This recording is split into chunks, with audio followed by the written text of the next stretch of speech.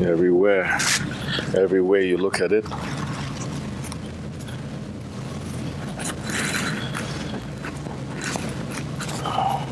The weakness of mankind is exposed.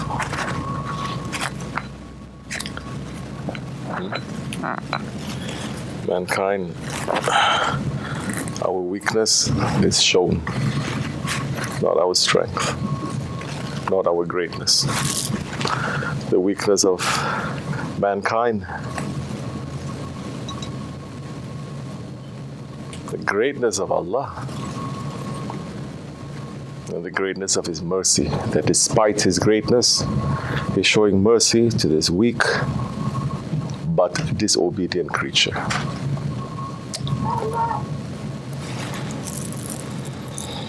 Disobedient, people are going to say. Shaitan is disobedient. Shaitan was disobedient one time. Mankind is continuously disobedient. You don't see a cat being disobedient, or a mosquito. You don't see anything that Allah has created going out of its true nature. Everything is functioning according to the nature that Allah subhanahu wa ta'ala has created. Mankind is going out of its nature, especially this Ahir of the Ahir Zaman. It's like everyone hates their own nature and their own originality. They have to come out from that. And governments and regimes and think tanks, they are supporting this. May Allah protect us from the confusion of the Ahir Zaman. Amen. Assalamu alaikum wa rahmatullah. We are 10 days. 10 days before we reach to the 3 holy months. 10 days that for the believer is looking forward to it. Not just because it's Ramadan that is coming, but Rajab, the month of Allah, Shahrullah. Shaban, the month of the Prophet ﷺ. Then Ramadan is like, already that is the, how you say, icing on the cake. You don't have the cake, the icing doesn't mean anything. By the way that they're pushing the ummah now, only Ramadan. Only Ramadan. What happens when you are not being prepared for Ramadan? You enter into Ramadan, like they say, cold. You enter just like that. You didn't prepare yourself, your body, your spirit, your mind, your understanding, everything has to be prepared. Everything in this life, for a big event, you have to be prepared. When you don't, then Ramadan just became like that. That the Prophet ﷺ is saying there are people who fast in the month of Ramadan and all they get is thirst and hunger. That's it. Thirst and hunger. It doesn't become an exercise for the spirit, for the ego. Thirst and hunger is just one of the things that the ego, our nafs, our body, there's dunya, our desires. It's just thirst and hunger, one of those things that they use. It's also desires. It's not just thirst and hunger and the bodily desires that is below your belly button. It's other things too. Like what the old alims used to say. I'm saying old alims because these new alims, they're no good for nothing also. Because when you cut off the spirituality from ilm, what you get is a kind of religion that is very close to Yahudi religion. When you just claim to have spirituality and you don't have ilm, then your religion is close to, like people say, I'm very spiritual. So spiritual, they go to Hajj, they don't want to make tawaf. I'd like to make a dhikr. When you have that, you have a kind of a Christian religion. You play around with the Shariatullah.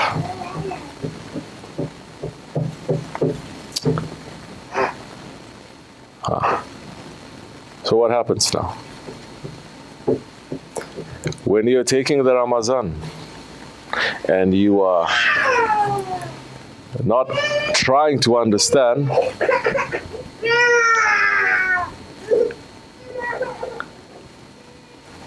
who is going to make us understand? We are awam. The people who claim to have knowledge, and they are our leaders, when they're not reminding us of the spiritual value of Ramadan, that you're not just fighting against hunger and against thirst. You're fighting against the nature of what? The nature of your nafs.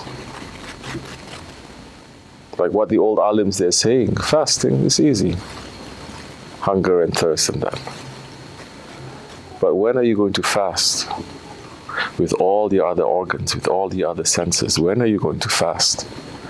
To stay away, to starve yourself from wrong things that you say, wrong things that you hear, wrong things that you see, wrong things that you think about. When you stay away from all those wrong things, what is it that is left? Your Lord has to be left, because after you say La to every ilah, there's nothing there but illallah. So once a year, at least, people who like tasawwuf, don't like tasawwuf, people who say, I'm Sufi, I don't like Sufis, this or that, once a year you're going through exactly what Ahli Tariqat they're going through, especially the Naqshbandi order. You fight against your nafs. You make the Jihadul Akbar. You make the struggle against your nafs. Your nafs, the nature of your nafs, which is to disobey Allah. The nature of your nafs that is saying, I am Lord. The nature of the nafs that goes in front of Allah subhanahu wa ta'ala and saying, you are you and I am me. That Allah gives the power in our hands that not even His angels, they have that power to overtake that ego. Because one time, to teach us a lesson, He made some angels. Angels don't have desires. When they do certain things, Allah is inspiring them and making them to do certain things because they don't have any desires. They have been created only to worship Allah and to submit and to obey Allah 100%. Allah made a couple of angels to say, we don't know what the fuss is about, so difficult being a human. Okay, let's go and become a human for some time. And they were sent to this world in the bodily form with everything that the human body as insan has. You know the story of Harut and Marut, the angels that were sent to Babylon, to this Iraq. So many things happened to them. They met a woman, tricked them. Nighttime, they have to go up and finish their angelic duties, reciting the Ismul Azam, disappearing. Morning time coming back. They got drunk. They got tricked. And she took that Ismul Azam and she recited it and completely she disappeared. And when they wanted to go back up, they couldn't recite that. Those angels then, they're hung upside down until Judgment Day. That's a lesson for us. So once a year for 1400 years, whole Ummat understanding Ramadan, to say La to the Ilah, not the statue in front of you, to the Ilah that you worship in your heart, because a lot of people, their Ilah is nothing but eating and drinking. They say La to that. Of course, today's Ramadan, Ahir Zaman, they say, it's a time for family. It's a time for get together. It's taken on the language of every other festival that they have that is not Islam. Huh? It's a time for good memories, like Christmas, like Thanksgiving. It's not. May Allah make us to wake up. These words are for you and first for me. If you like it, you take it. You don't like it, leave it. It's okay. It doesn't matter to me. But these words to remind first myself of the heaviness of the month of Allah. and the month of the Prophet ﷺ, and the month of the Ummah, that in the month of the Ummah he has hidden the greatest night, the night of the power that he has given specially to this Ummah, because the Sahabis were asking for it. Inshallah, may Allah forgive me and bless you, and for us to think, to understand, to know why. Judgment Day is not just a day of punishment and day of reward. Judgment Day is there. Allah can just not have Judgment Day, just put us to paradise or put us to Jahannam, no? Why has to have Judgment Day? What is Judgment Day for? It is again for us. What is it for? To make us understand again. So the whole thing is for mankind to understand, because only we have been created with that capacity to understand. Allah subhanahu wa ta'ala has given us a part of His divine qualities. It is not a divine quality. Allah does not give a part of Himself. That time, if you have a part of Allah, anyone can claim Him the son of Allah, hasha, like the Christians they are claiming. An understanding, a small understanding of that irada, a will. But that irada, it is a small irada, it is not a big. That small irada is to understand again the greatness of your Lord. If mankind doesn't understand his weakness, he will declare himself Lord.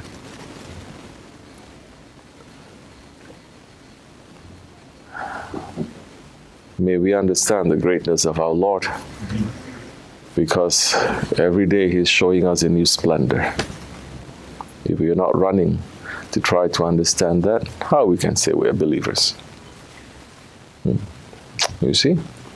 That's why Tasawwuf, they say, man came to Hazrat Mevlana Rumi saying, I want to enter into tariqat, I want to follow you. He says, have you ever fallen in love? He says, no, go fall in love first. This is it. Because you cannot use any other language, you cannot have. And that ability to fall in love, Allah has put into every human being. Whether you fall in love with good or bad, human or whatever, you fall in love, something overtakes you. And you say, I cannot get enough of this every day. I want something else. I want something more. I'm seeing something else. I'm seeing something more. And Allah subhanahu wa ta'ala has created us with that law. And He has only created us to know Him and to worship Him. Tariqat must wake you up to that. It is not to sit around and to talk about lights. And this vision is not to sit around and talk about stations that you have reached, or your dreams, or your this, or your that. All that is games. Be very careful. If He's not teaching you to become an Abdullah, to understand your weakness and the greatness of your Lord, if you're not with someone that is going to knock you wall to wall, if you are with someone who's just going to praise you, be careful. They want something from you. Run away. May Allah forgive me, inshallah. May Allah raise the station of our Shaykh high, and may Allah make us to understand more the holy Ottomans and the Khilafat. And may Allah bring them back. Ameen. May Allah bring down this Dajjalic system. Ameen. And may Allah make us to be ready for Hazrat Mahdi alayhi salam. Wa min Allahu tawfiq al-Fatiha.